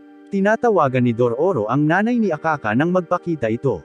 Kalaunan ng gabing iyon, iniuwi niya siya sa Hyakamaru upang matukoy kung halimaw siya o hindi, ngunit hindi. Inamin niya na nasa bahay niya talaga sila. Tinanong siya ni Dororo tungkol sa walang mukha na estatwa na nakita niya sa talon nang sila ay tumira. Sinabi niya na isang lalaki ang nagtangkang magukit ng isang napakagandang mukha sa rebulto, na hindi pa nakikita noon. Gayunpaman, nagpatuloy siya sa pagukit ng mga mukha na nakita niya noon, na nagresulta sa mukha ng estatwa ay hindi na kompleto. Tinitigan ni Dororo ang pagkain, na iniuugnay niya sa luto ng kanyang ina. Ang Akaka, sabi niya, ay kahawig ng kanyang ina sa lahat ng paraan, kasama ang kanyang boses. Nakatulog si Hyakkimaru sa buong chat. Hiniling ni Dororo na tawagan ni Akaka ang kanyang ina, na sinang-ayunan ni Akaka. Niyakap niya ito at sinabing inaantok na siya, na kung saan umamin si Akaka na may nilagay sa kanilang pagkain para makatulog sila. Ipinahihiwatig din niya na hindi pa tapos ang kwento ng tagapag-ukit. Sinabi pa niya na pagkatapos mamatay ang mang-uukit, isang galit na espiritu ang kumuha ng rebulto at nagawang buhayin ito. Ang mga kapangyarihan ng espiritu ay nagbigay daan sa tagapag-ukit na baguhin ang hitsura nito. Tinutukso ang mga individual sa mga mukha ng kanilang pinakamamahal na mga mahal sa buhay at iginuhit sila sa rebulto upang maputol ang kanilang mga mukha. Ang rebulto ay magkakaroon ng hitsura ng tao. Tinapos ni Akaka ang kwento sa pamamagitan ng pag-amin na siya ang carver at balak niyang nakawin ang mukha ni Hyakkimaru. Sa kalaunan ay nagising si Dororo, nang hihina pa rin, at hinanap si Hyakkimaru. Saktong naabutan niya ang mga ito para pigilan si Akaka sa kanyang plano. Napukaw ng boses ni Dororo si Hyakkimaru, na pinakawalan ang sarili mula sa kanyang mga tanikala at lumapit sa halimaw ng rebulto. Bumagsak si Hyakkimaru sa tubig upang maiwasan ang pagsalakay nito, ngunit bumalik ito gamit ang mga lubad ng rebulto. Sinubukan ni Akaka na hikayatin siya sa pamamagitan ng pagpapanggap sa kanyang ina, ngunit hindi ito nagawa ni Akaka dahil hindi pa nakikita ni Hyakkimaru ang mukha ng kanyang ina. Ginagamit niya ang kanyang kakayahan upang itali si Hyakkimaru, ngunit ginulo siya ni Dororo. Ang tagapag-ukit ay sumuko at nagmuni-muni sa kanyang huling pagkakamali nang patayin siya ng estatwa gamit ang espada nito. Nakatakas na si Hyakkimaru, at ginamit niya ang sitwasyon para talunin ang estatwa na halimaw. Si Akaka, bago mamatay, ay humiling na payagan siya ni Dororo na hawakan ang kanyang mukha, na ipinagkaloob ni Dororo. Maya-maya, sumangga ang katawan ni Akaka dahil sa kakilakilabot na presensya ng estatwa. Ipinagpatuloy ni Dororo at Hyakkimaru ang kanilang paglalakbay patungo sa isang mainit na bukal kung saan sila magpapahinga. Nakita nila si Bawamaro sa kanila habang nagpapahinga sila sa mga hot spring, at pagkatapos ay sinamahan sila ng isang matandang lalaki at ng kanyang mga apo. Napansin ng mga apo ang kakaibang markang parang mapa sa likod ni Dororo. Sinubukan ni Dororo na itago ito at binalaan silang huwag tumingin dito. Ang mapa sa likod ni Dororo ay inihayag upang humantong sa kayamanan ng kanyang ama. Upang maiwasan ito sa mga maling kamay, inukit ng kanyang ama ang kalahati sa kanyang ina at ang kalahati sa kanyang sarili. Lumalabas lamang ang marka kapag uminit na ang kanyang katawan. Sinabi ni Dororo kay Bawamaro na bago namatay ang kanyang ina, ipinakita niya sa kanya ang marka at ipinaalam sa kanya na ito ay kumakatawan sa paningin ng pinakamalaking hiling ng kanyang ama. Sina Dororo at Hyakkimaru ay pinayuhan ni Bawamaro na pagkatapos na harapin ang mga demonyo na nagnakaw ng mga bahagi ng katawan ni Hyakkimaru, maaari nilang piliin na hanapin ang kalahati ng mapa, na malamang nahaantong sa malaking halaga ng pera na magpapaunlad sa kanilang buhay. Pag-alis niya, nagpaalam si Bawamaro sa kanila. Ipinagpatuloy ni Dororo at Hyakkimaru ang kanilang paglalakbay. Nakatagpo ang dalawang nilalang na may mga hindi masamang aura. Ngunit hindi sila inaatake ni Hyakkimaru. Naglaho ang halimaw na babae, ngunit ang halimaw na sanggol ay kumapit kay Dororo at tumangging bumitaw kaya sumunod ito sa kanila. Gayunpaman, pagdating nila sa isang nasunog na templo, ang halimaw na sanggol na nakakapit kay Dororo ay naglaho. Pagkatapos, isang lalaking nagngangalang Sabum ang dumating sa templo na may dalang mga bulaklak at ipinaalam sa kanila na ang lokosyong ito ay delikado sa gabi dahil sa pagkakaroon ng isang halimaw. Nag-aalok siya Dororo at Hyakkimaru kanlungan sa kanyang tahanan. Sinabi sa kanila ni Sabum sa panahon ng hapunan na ang nasirang templo ay dating isang madre. Ang madre doon ay kumuha ng mga ulila mula sa mga karatignayon at pinilit silang magtrabaho ng husto. Kung hindi sila sumunod, pinagbantaan sila ng madre na hahagupitin sila. Ibebenta ng madre ang mga kabataan para sa pera pagkatapos ng ilang taon, hanggang isang araw, isang kidlat ang tumama mula sa langit, na sinira ang buong istruktura. Sina Dororo at Hyakkimaru ay nakatagpo ng espiritu ng isang madre, marahil ay hindi makaakyat sa paraiso dahil sa kanyang mga maling gawain, at siya ngayon ay pumapalakpak sa sinumang bumibisita sa templo. Nagdududa si Dororo sa kwento ni Sabum sa gabi, habang natutulog sina Dororo at Hyakkimaru, dahil alam nilang hindi nila lamon ng halimaw na babae ang mga tao, at ang templo ay sinunog ng isang tao. Nakikita naman ni Dororo ang isang parang uod na halimaw sa kisame sa kalagitnaan ng gabi. Mabilis niyang ginaising si Hyakkimaru, na nagsimulang makipaglaban sa halimaw, nasugatan ito ng sapat upang hindi ito makatakas. Akala nila ay papatayin niya ang nilalang, ngunit isang malakas na sigaw ang ginawa nito, at dumating ang isa pang halimaw na parang putakti. Naramdaman ni Hyakkimaru na ang halimaw na putakti ay isang demonyo. Ang nilalang na putakti ay nagwiwisik sa kanila ng alikabok, na nakakagambala sa kanila at pinapayagan ang parehong mga halimaw na tumakas. Kilala ni Sabum ang mga demonyo, at matapos marinig mula sa kanya na hindi niya ito makakain, ipinangako niya na pigilan sila sa pagtakas. Kinaumagahan, sa almusal, ipinaalam ni Sabum kina Dororo at Hyakkimaru na malugod silang manatili hanggat kailangan nila, ngunit masama pa rin ang pakiramdam ni Hyakkimaru kay Sabum. Pagkatapos ay pinuri ni Dororo si Sabum para sa kanyang kabaitan kay Hyakkimaru at umalis upang tuklasin ang pamayanan, ngunit nagpasya si Hyakkimaru na manatili at bantayan si Sabum. Si Dororo ay namangha sa pambihirang kabutihang loob ng mga lokal. Inaanyayahan si Dororo na ibahagi ang mga rice cake na niluto ng isang batang babae at ng kanyang lola. Inihayag ng lola na si Lord Sabum ang may pananagutan sa kapayapaan. Kapag nagtatanong siya tungkol sa templo, hindi siya pinapansin ng matandang babae, at lahat ay nag-iingat. Natuklasan ni Dororo ang isang gusaling imbakan ng bigas na nakabaon sa kagubatan, malayo sa pamayanan, habang naggalugad. Natuklasan niya ang isang pinto ng bitag sa lupa sa loob. Sinugod ng ilang magsasaka si Dororo sa pintuan ng bitag. Samantala, sinundan ni Hyakkimaru si Sabum sa isang burol kung saan matatanaw ang nayon. Tinanong siya ni Sabum tungkol sa motibo niya sa pagpunta doon. Bagamat inamin ni Hyakkimaru na pumasok siya sa nayon upang pumatay ng mga demonyo, nagpatuloy si Sabum sa pagtatanggol sa mga halimaw dahil itinuturing niya silang mga taga-nayon. Inilarawan ni Sabum kung paano ang bayan ay dating pinagbantaan ng mga tulisan at kakapusan sa pagkain. Nakipagkasundo siya sa isang demonyo kapalit ng kapangyarihan, at ang mga halimaw ng demonyo ay tumulong na protektahan ang nayon. Pagbalik sa Dororo, tinakasin niya ang ilang halimaw na uod, ngunit napapalibutan siya ng mga ito. Gayunpaman, iniligtas si Dororo mula sa parehong mga halimaw at sa pintuan ng bitag ng halimaw na sanggol mula pa noon, na siyang tunay na kaluluwa ng mga patay na bata. Ibinunyag din nila na pinalakpak ni Sabum ang madre at sinunog ang templo, habang pinakain ng mga lokal ang mga demonyo sa mga bata. Si Hyakkimaru ay inaatake ng higit pang mga halimaw na putakti, ngunit natalo niya sila. Gayunpaman, siya ay nasugatan at nawalan ng malay sa panahon ng proseso.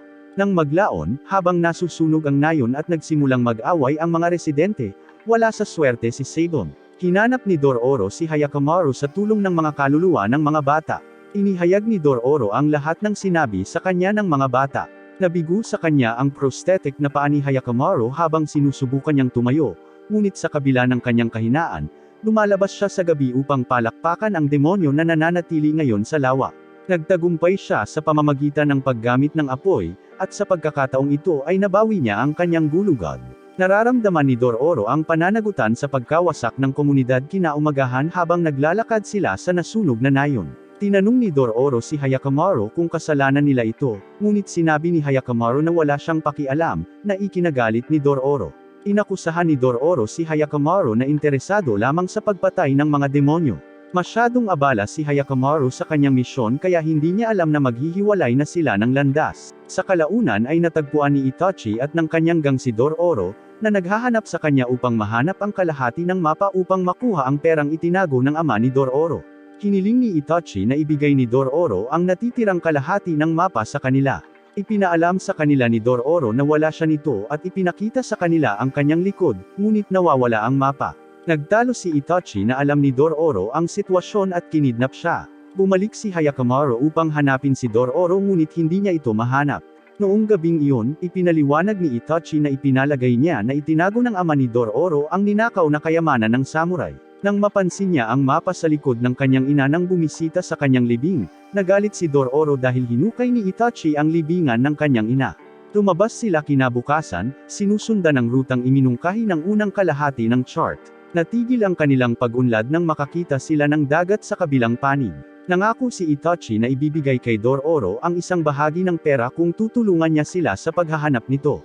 Nagpasya si Itachi at ang kanyang gang na maghanap ng mga bangka sa isang kalapit na nayon, kung saan natuklasan nila na ang nayon ay pinatay ng isang banda at ang mga bangka ay nasira. Ang isang lalaking may isang armadong lalaki, sa kabilang banda, ay lumitaw at nag-aalok na isakay sila sa dagat sa kanyang bangka para sa isang bayad. Tinanggap ni Itachi, ngunit mabilis nilang natuklasan na ang bangka ay pinatatakbo ng mga peteng, na tinutukoy ng lalaki bilang kanyang pamilya.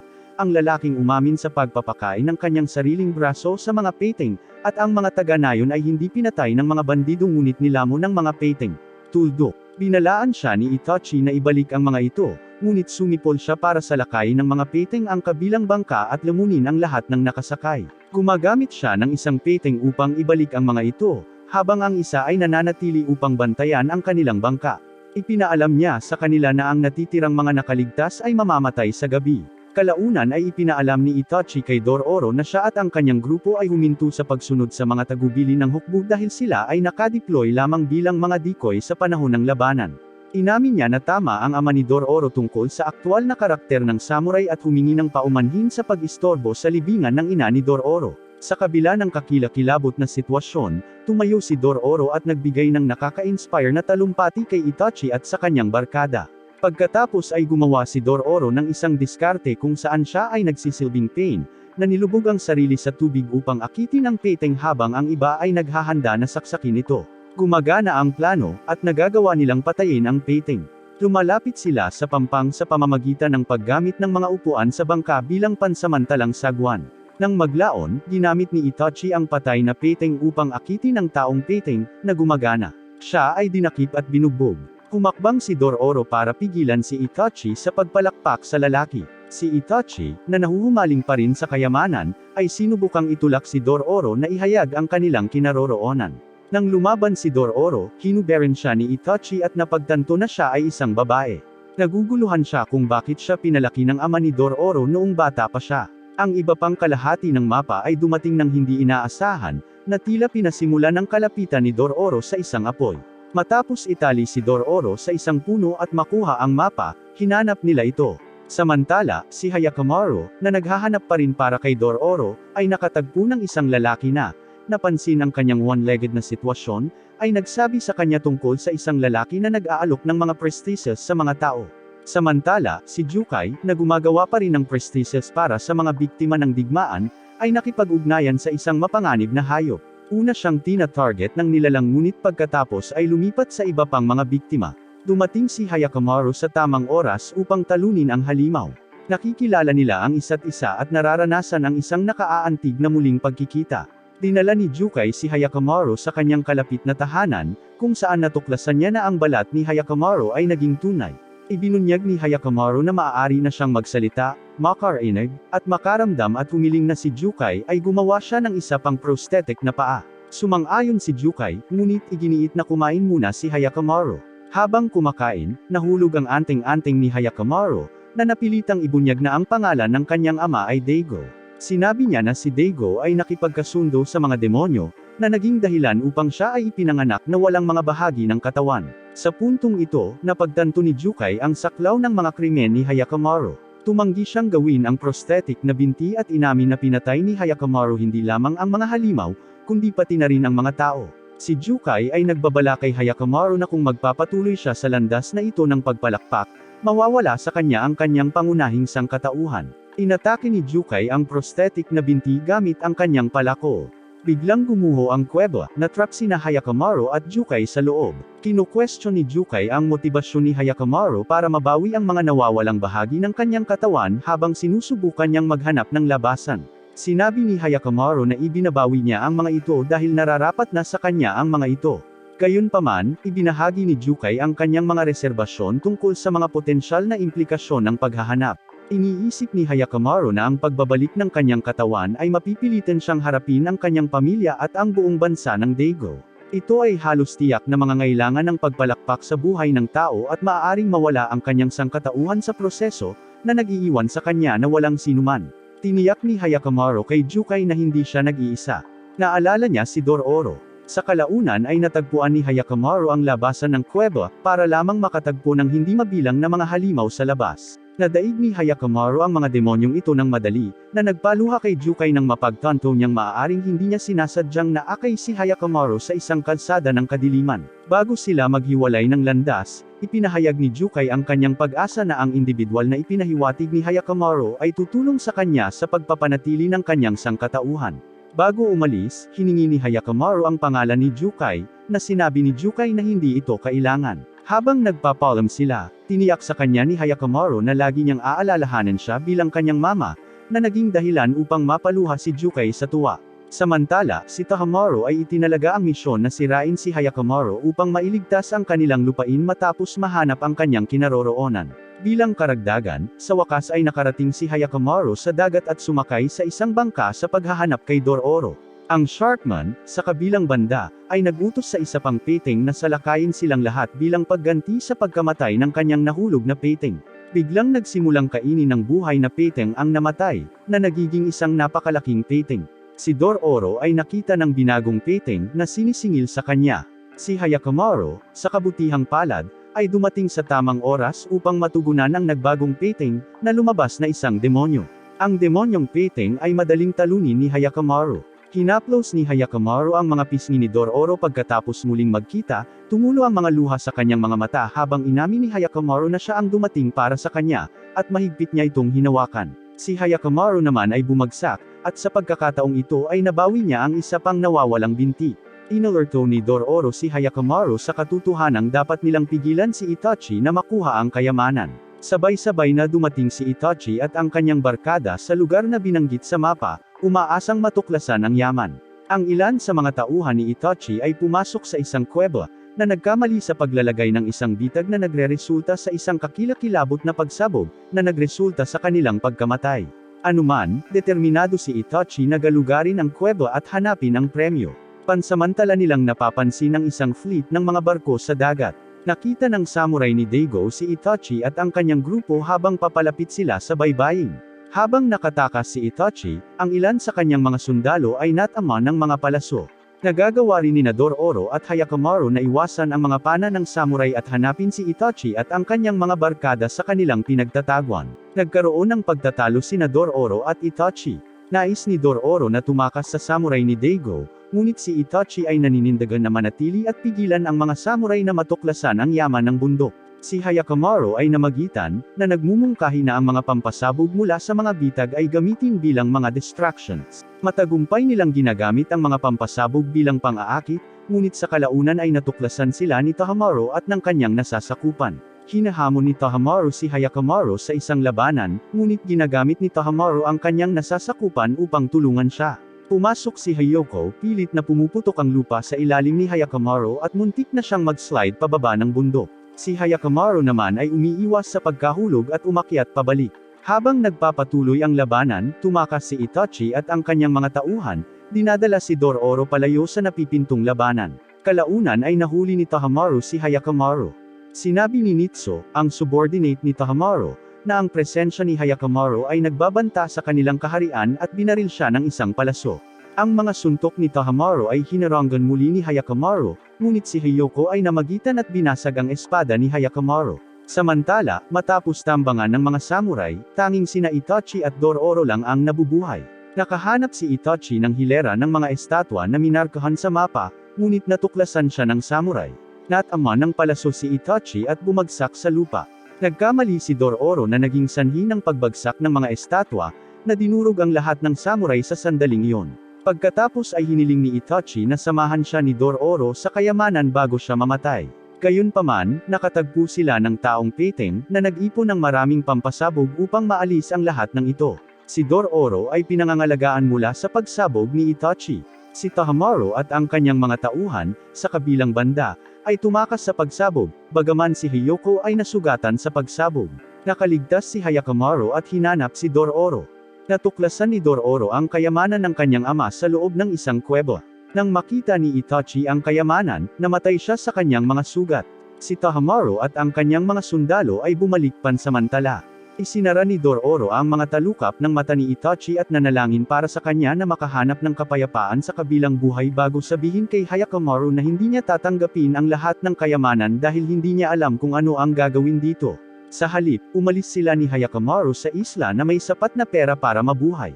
Nagtanong si Dororo sa isang lokal para sa direksyon patungo sa tahanan ni Munetsuna pagkarating sa nayon kung saan nakatira ang sikat na panday. Ang taga-nayon, sa kabilang banda, ay nagsasabi na ang reputasyon ni Munetsuna bilang isang kilalang panday ay hindi totoo at ang kanyang trabaho ay hindi maganda ang kalidad. Napansin naman ni Dororo na kakaiba ang paghiwa ng isa sa kanyang mga palako. Sa kalaunan ay nakarating sila sa tirahan ni Munetsuna, kung saan sila ay binati ng kanyang anak na si Akawa. Tinatanggal niya ang mga maling akala tungkol sa mga kakayahan ng kanyang ama. Hinawakan ni Hyakkimaru ang mukha ni Akawa, pinagdikit ang kanilang mga noo habang ipinapakita ni Dororo ang mga espada na kailangang ayusin, ngunit itinulak niya ito palayo. Kinastigo ni Dororo si Hyakkimaru dahil sa pangangapa sa mukha ng mga tao. Samantala, pinukaw ni Hyakkimaru ang interes ni Akawa. Pumasok si Akawa sa bahay upang makipag-usap sa kanyang ama, si Munetsuna. Naramdaman ni Munetsuna na ang mga espada ay pumatay ng mga tao at nagpasya na linisin sila sa pamamagitan ng mga panalangin sa isang lokal na templo. Sa panahon ng proseso ng paglilinis, gayunpaman, sinakop ng masamang demonyo si Hyakkimaru, na naging dahilan upang kumilos siya ng kakaiba. Una, maling inilagay ni Hyakkimaru si Dororo sa sword stand kaysa sa mga espada. Nang maglaon, sa kanilang resting chamber, ipinaalam niya kay Dororo na hindi na niya kailangan ang mga espada, na nagpagulo kay Dororo. Pumasok si Akawa sa silid na may dalang pagkain at ipinahayag ang kanyang pagnanais na makasama si Hyakkimaru, na kinumpirma niya. Sinimulan niyang ipaliwanag na hindi na niya kailangan ang mga nawawala niyang bahagi ng katawan, o si Dororo. Si Dororo, nabigo, ay tinanggap ang kanilang pagsasama at kinain ang ulam bago tumakbo palabas. Palihim na pinagmamasdan ni Dororo sina Hyakkimaru at Akawa kinabukasan, narinig ang kanilang planong magpakasal kinabukasan. Ang buong nayon ay nakikilahok sa pagdiriwang ng kasal. Nilapitan sila ni Dororo na may layuning panghinaan sila ng loob ngunit nagkamali sa pasasalamat sa kanila, isang bagay na hindi niya pinlano. Siya ay bigo at naguguluhan pa rin, sinusubukang unawain kung bakit tila nawala ng interes si Hyakkimaru sa kanilang pakikipagsapalaran ng magkasama. Pumasok si Dororo sa workshop ng gabing yun para nakawin ang mga espada ni Hyakkimaru, na tiniyak niyang hindi na niya kailangan. Si Munetsuna, gayunpaman, ay nahuli siya sa akto at pinipigilan siyang kunin ang mga blades. Nakahanap si Dororo ng bagong talam at ipinaalam kay Munetsuna na nagpasya siyang tulungan si Hyakkimaru. Gayunpaman, naguguluhan siya kung bakit tila nawalan siya ng interes sa paglalakbay nilang magkasama. Napansin ni Dororo si Munetsuna na ganap na natutulog sa pag-aayos ng espada kinabukasan. Napagtanto niya na ayaw niyang talikuran ang kanilang pakikipagsapalaran matapos marinig ang pagnanais ni Munetsuna na gumawa ng mga espada upang tulungan ang mga tao sa digmaan. Naiintindihan ni Dororo na mula nang magsuot sila ng maskara, siya at si Hyakkimaru ay nagsasabi ng kabaligtaran sa kung ano ang tunay nilang ibig sabihin. Pumunta si Dororo sa templo kung saan nakatakdang ikasal sina Akawa at Hyakkimaru, determinadong sirain ang pagkaakit. Nadiskubre niya ang isang halimaw sa rooftop doon. Inutusan ni Dororo si Hyakkimaru na labanan ang halimaw pagdating niya. Gayunpaman, kontrolado ng halimaw si Hyakkimaru at pinilit siyang salakayin si Dororo. Pumasok si Munetsuna at hinampas ang halimaw, pinalaya si Hyakkimaru mula sa mga hawak nito. Ipinaliwanag ni Munetsuna na ang halimaw ay isang malikot na nilalang na nakakalito sa mga tao sa pamamagitan ng pagbaligtad ng kanilang pananalita. Bumalik sa normal ang pananalita ng mga taga-nayon matapos ligtas na maibalik ang halimaw sa pagkabihag nito sa templo. Pagkatapos ay pinakasalan ni Akawa ang isa sa mga taga-nayon, na talagang nagmamahal sa kanya ngunit hindi niya masabi sa kanya. Natanggap ni Hyakkimaru ang kanyang bagong hasahang mga espada bago umalis sa nayon, at ipinagpatuloy nila ang kanilang paghahanap para sa kanyang mga nawawalang bahagi ng katawan. Sa kanilang paghahanap, nalaman ni Hyakkimaru at Dororo ang tungkol sa isang lokasyon kung saan naganap ang ilang pagpalakpak, malamang na resulta ng isang demonyo. Inilalarawan ni Dororo ang pagbabago ng mga panahon kay Hyakkimaru, na interesado sa mga bagay na iyon sa tanghalian. Sinabi niya na nagbago siya mula noong una silang nagkita, na nagpapahiwatig na pinahahalagahan niya ang kanyang kasalukuyang kilos. Si Saburodo, isang binata, ay lumapit sa kanila at ipinahayag na siya rin ay isang mangangaso ng demonyo. Ipinaliwanag niya kung bakit siya nanghuhuli ng mga demonyo, sinabi niyang gusto niyang maghiganti sa taong pumalakpak sa kanyang ina. Iginiya sila ni Saburodo sa isang lugar kung saan madalas sumusulpot ang halimaw. Nang lumitaw ang demonyo, inatake ito ni Hyakkimaru, ngunit nagawang iwasan ng demonyo ang kanyang welga. Dapat din niyang protektahan si Dororo mula sa banta ng demonyo. Bigla silang sinalakay ni Saburodo, na nagpapagulo sa mga bagay-bagay. Pagkatapos ay inamin ni Saburodo na naakit niya ang mga tao sa Diablo upang punan ng vacuum na iniwan ng pagkamatay ng kanyang ina. Nang muling umatake ang mga demonyo, naiwasan ni Dororo at Hyakkimaru ang pag-atake ngunit nahulog sa burol. Ang braso ni Dororo ay nakulong sa mga bato mamaya, at ang tubig ay nagsimulang tumagas. Sa kabila ng kanilang mga pagsisikap, hindi nila maalis ang kanyang braso, at habang si Dororo ay nagsimulang malunod, si Hyakkimaru ay nagalit sa kanyang kawalan ng lakas. Sa kabutihang palad, dumating si Beimaru at iniligtas si Dororo.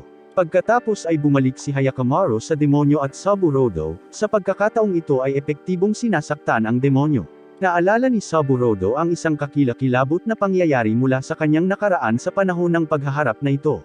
Nang lumitaw ang demonyo habang karga-karga niya ang kanyang ina, iniwan niya ito, hinayaan siyang mamatay sa kamay ng halimaw. Siya ay nasiyahan sa pagsaksi sa halimaw na pumalakpak sa iba mula noon. Walang humpay na sinampal ni Hyakkimaru ang demonyo sa panahon ng labanan. Sinubukan siyang pigilan ni Saburodo, nagtataka kung bakit hindi tumatakas si Hyakkimaru sa takot. Inakyat pa niya si Hyakkimaru, na sana ay magkaroon siya ng katapangan ni Hyakkimaru kapag kailangan siya ng kanyang ina, ngunit huli na para sa kanya. Masaya niyang pinahintulutan ang demonyo na kainin siya bilang parusa sa kanyang mga nakaraang paglabag. Binuhay ng sakripisyong ito ang demonyo, na nagbibigay ng bagong anyo.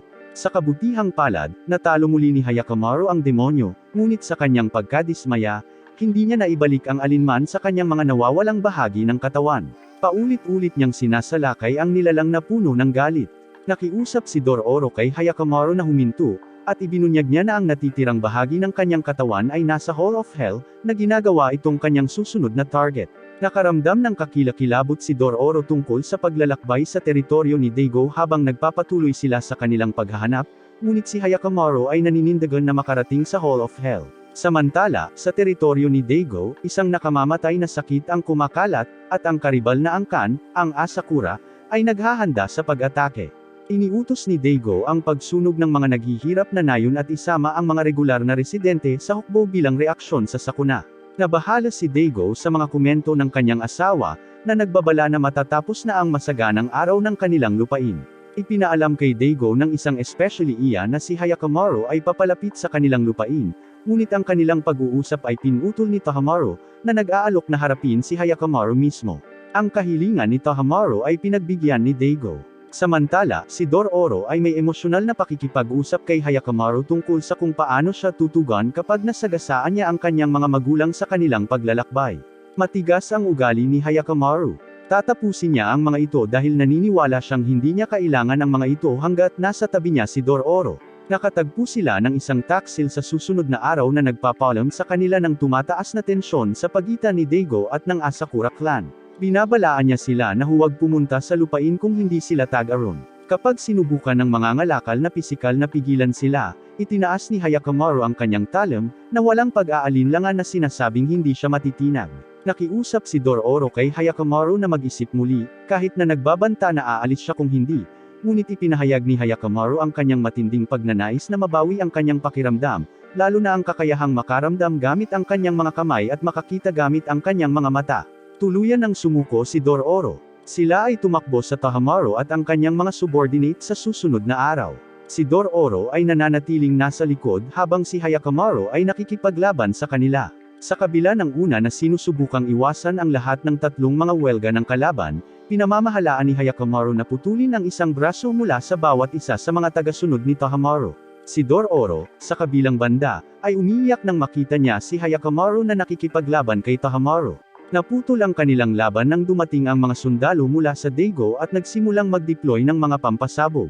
Ang isa sa mga sumasalakay ay nakagambala kay Hyakkimaru sa pamamagitan ng paggamit ng isang pampasabog na kabayong nakatali upang itaboy siya sa isang bangin. Sinasamantala ang kaguluhan, kinidnap nila si Dororo, na nagbabalak na gamitin siya bilang isang hostage kung babalik si Hyakkimaru. Inihatid din nila si Tohamaru, na nakomatose matapos tumanggi na isuko ang kanyang paghabol kay Hyakkimaru. Nakaligtas si Hyakkimaru, at sumakay siya sa mahiwagang na ibalik na kabayo upang iligtas si Dororo. Samantala, ang labanan sa pagitan ni Daigo at ng Asakura clan ay nalalapit na ang labanan ay inaasahang magsisimula sa loob ng ilang araw. Bumisita si Tohamaru sa kanila dahil nag-aalala siya sa nasugatan niyang kaibigan. Sa pakikipag-ugnayang ito, natuklasan niya ang isang kondisyong itinatago niya.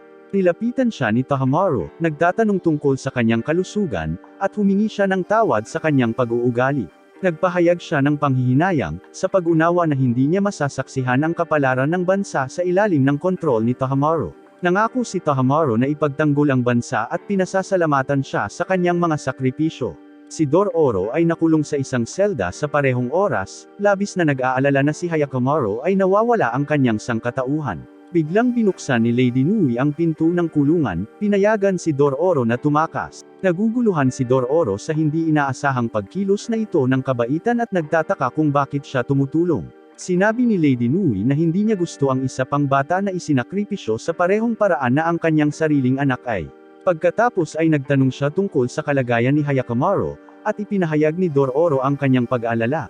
Sa paniniwalang hindi dapat dumaan si Hyakkimaru sa lahat ng mga paghihirap na mayroon siya.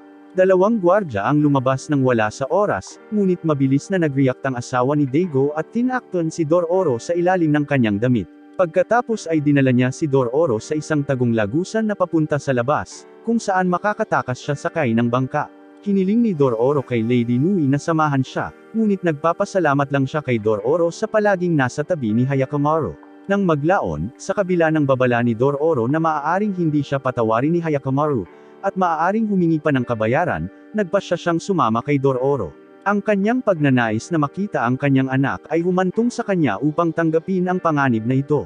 Ang kanilang ekspedisyon, gayunpaman, ay tumatagal ng hindi inaasahang pagliko habang ang bangka ay bumagsak dahil sa mataas na agos. Sa huli ay nagkamalay si Dororo at nakatagpo ni Wamaro, na nagpaalam sa kanya na sila ay iniligtas ng mga lokal. Bumisita si Dororo sa Lady Nui, na aktibong tumutulong sa mga mahihirap na residente ng lugar. Nang tanungin ng mga taga-nayon kung siya ang asawa ni Daigo, itinanggi ito ni Dororo upang mapanatili ang kanyang pagkakakilanlan. Nang maglaon, ipinaalam ng ibang mga lokal kay Dororo ang kalunos-lunos na kalagayan ng kanilang mga pamayanan. Ibinunyag nila na ilang katabing nayon ang sinunog upang maiwasan ang pagkalat ng mga epidemya, at ang kanilang mga kayamanan ay ninakaw. Ang hindi patas na ito ay ikinagalit ng mga taga-nayon, na patuloy na nagdadala ng bigat sa pagsisikap ng bansa na makahanap ng mga solusyon. Nagpasya si Dororo na makipag-usap kay Lady Nui, na nagpapaliwanag na dapat silang manatili sa lugar dahil sa patuloy na labanan. Ibinahagi ni Lady Nui ang isang traumatikong alaala kay Dororo mula noong araw na ipinanganak si Hyakkimaru.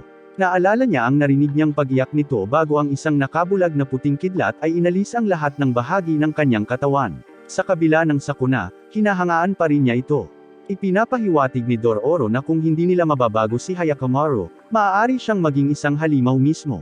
Maya-maya, binalaan sila ng isang taga-nayon na papalapit na ang hukbo ni Daigo. Ipinaliwanag ng mga lokal na sa Hilaga, isang napakalaking puwersa na kilala bilang isang demonyo ang nagpupunas sa buong hukbo. Si Hyakkimaru, na nakasakay sa demonyong kabayo, ang may pananagutan sa mga pag-ataking ito, lingid sa kanilang kaalaman. Samantala, naglakbay si Mitsu sa Hall of Hell upang gumawa ng kontrata sa ika-12 demonyo. Handa niyang isakripisyo ang sarili niyang katawan para iligtas ang bansa bago siya mamatay. Tahamaro at Hyogo, gayunpaman, na-discarol ang kanyang mga layunin. Napagtanto nila na ang tanging katawan na nagkakahalaga ng pagbuo ng isang kontrata ay ang kay Hyakkimaru. Sinabi ni Dororo kay Lady Nui na ipahayag ang kanyang aktwal na damdamin sa kanyang anak habang papalapit sila sa iniulat na demonyo.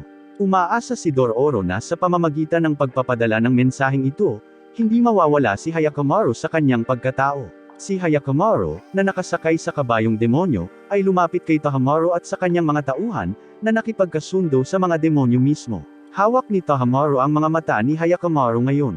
Sa pamamagitan ng mga kasunduan, ang kanyang dalawang subordinate ay mayroon ding nawawalang mga braso ni Hyakkimaru. Habang sinisingil niya sila, ipinahayag ni Hyakkimaru na ang lahat ng bahagi ng katawan na nakuha nila ay kanya. Sina Hyakkimaru at Tahamaro ay nakikibahagi sa isang matinding labanan. Sa kabila ng kanyang determinasyon, nahihirapan si Hyakkimaru na sirain sila dahil mas lumakas sila bilang resulta ng kanilang mga kasunduan sa demonyo. Inilarawan ni Tahamaro ang kanilang plano na nakawin ang mga natitirang bahagi ng katawan ni Hyakkimaru upang mapanatili ang kanilang mga kasunduan. Nang dumating sina Dororo at Lady Nui sa eksena, binalaan sila ni Beiamaru tungkol sa panganib. Binanggit din niya ang isang katulad na presensya na naramdaman niya noon sa Hall of Hell. Sinabi ni Lady Nui na nandoon ang 12 demonyong nagnakaw ng mga bahagi ng katawan ni Hyakkimaru. Inihayag ni Beyamaru na ang isang demonyo na hindi nagawang lunukan ang mga bahagi ng katawan ni Hyakkimaru ang dahilan kung bakit nakaligtas si Hyakkimaru at nakuha ang atensyon ng iba pang mga demonyo upang ubusin ang natitira sa kanya. Nababahala si Dororo na si Hyakkimaru ay hindi pa nakakapagpabago ng mga bahagi ng katawan, lalo na ang kanyang mga mata at paa. Si Tahamaru at ang kanyang mga subordinate ay nakakuha ng kapangyarihan ng demonyo, ayon kay Beyamaru, at 3 sa kanyang nawawalang bahagi ng katawan ay nasa kanilang kontrol na ngayon. Biglang, isang maliit na kabayo ang sumulpot sa away, na nagpapakitang siya ang supling ng demonyong kabayo. Ang mga kampan ni Tahamaru ay nagagawang salakayin at saktan ang kabayong demonyo bilang resulta ng kaguluhang ito. Ang demonyong kabayo, sa kabilang banda, ay nagawang palakpakan ang dalawa niyang kampan bago mamatay sa kanyang mga pinsala. Binabati niya ang kanyang sariling sanggol sa kanyang mga huling sandali. Nagdadalamati si Tahamaru sa pagkawala ng kanyang mga nasasakupan, ngunit ang trahedyang ito ay nagtulak kay Hyakkimaru na bawiin ang kanyang mga braso. Sa kanyang pinahusay na lakas, halos hindi niya magamit ang kanyang mga espada upang ipagtanggol ang kanyang sarili laban kay Tahamaru. Tinangka ni Lady Nui na lumapit ngunit hinarang siya ni Tahamaru. Tumakas si Hyakkimaru, nabalisa na walang nakakaintindi sa kanyang galit na pagtatangka na bawiin ang kanyang katawan. Nagdududa siya sa kahulugan ng salitang tao. Dumating si Tahamaru sa ilalim ng ilog at nakipag-away sa isa-isang. Nagpupumilit si Tahamaru na atakihin at ipagtanggol ang sarili sa kanilang laban dahil ang mga naibalik na kamay ni Hyakkimaru ay nagbibigay sa kanya ng karagdagang saklaw para sa kanyang mga suntok. Sa kalaunan ay tumakbo si Tahamaru, kasama si Hyakkimaru na malapit sa likuran.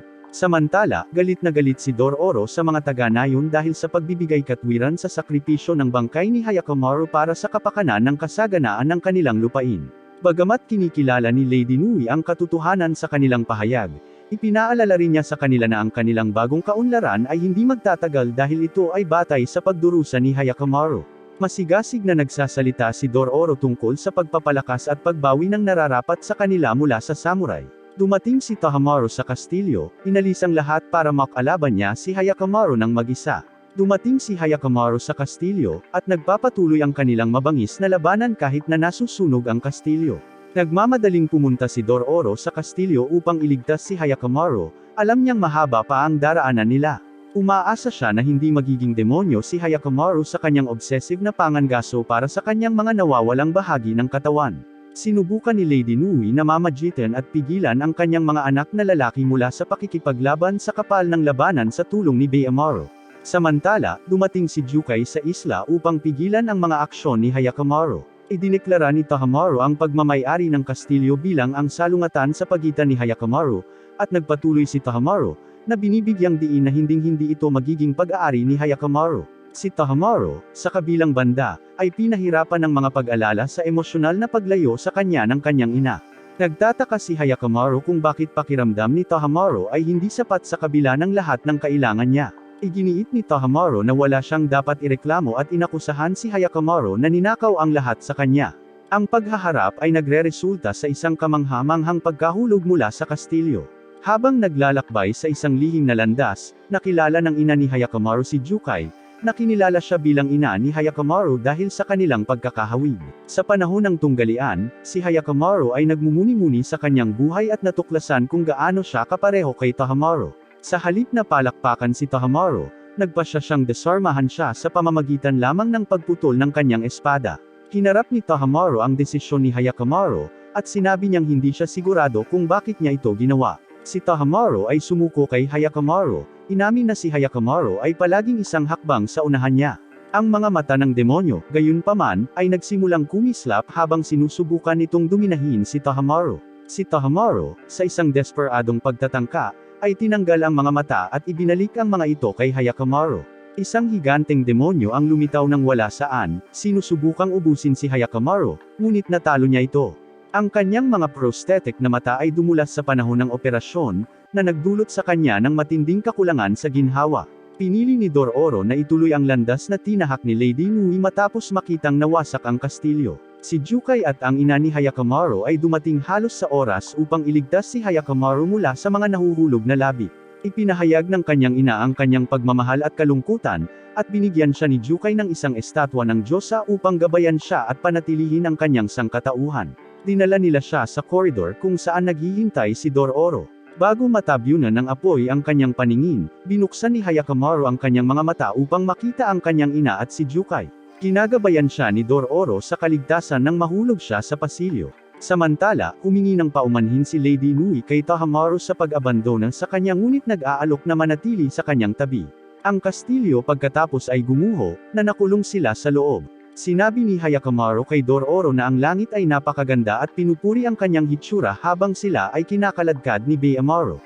Namumula si Dororo nang mapagtanto niyang muli na ang paningin ni Hyakkimaru. Nasaksihan nila ang pagkawatak-watek ng kastilyo at nararamdaman ang kakilakilabot na pagyanig sa mga bundok na ginawa ng huling estatwa ng demonyo na gumuho.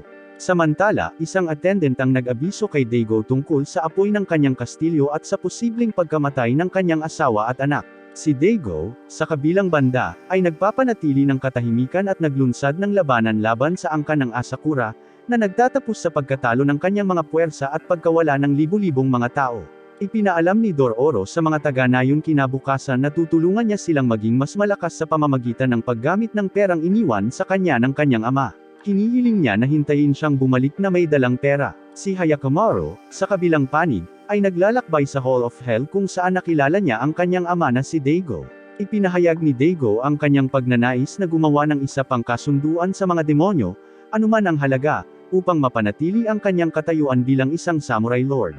Iniisip niya ang kanyang mga pagkakamali sa nakaraan, kabilang ang hindi pagpalakpak kay Hyakkimaru ng personal bilang isang sanggol at sa halip ay ipaubaya ito sa midwife. Si Hyakkimaru, sa kabilang banda, ay pinili na huwag patayin si Daigo, sa halip na iwan ng Diyos ang figure na ibinigay sa kanya ni Jukai. Ipinaalam ni Hyakkimaru kay Daigo na ngayong nabawi na niya ang kanyang pagkatao, gagawa siya ng sariling landas at babalaan siya na huwag maging demonyo. Si Hyakkimaru ay umalis sa silid. Iniwan si Daigo na lumuluha habang iniisip niya kung ano ang maaaring mangyari kung hindi niya ginawa ang Demon Bond. Nakilala niya na may lakas si Hyakkimaru na ailay sa lupain ang yaman na hinahanap niya, at namatay si Daigo dahil sa pagkawala ng dugo. Si Hyakkimaru ay nagpaalam sa lupain at nagtakda sa kanyang sariling paglalakbay.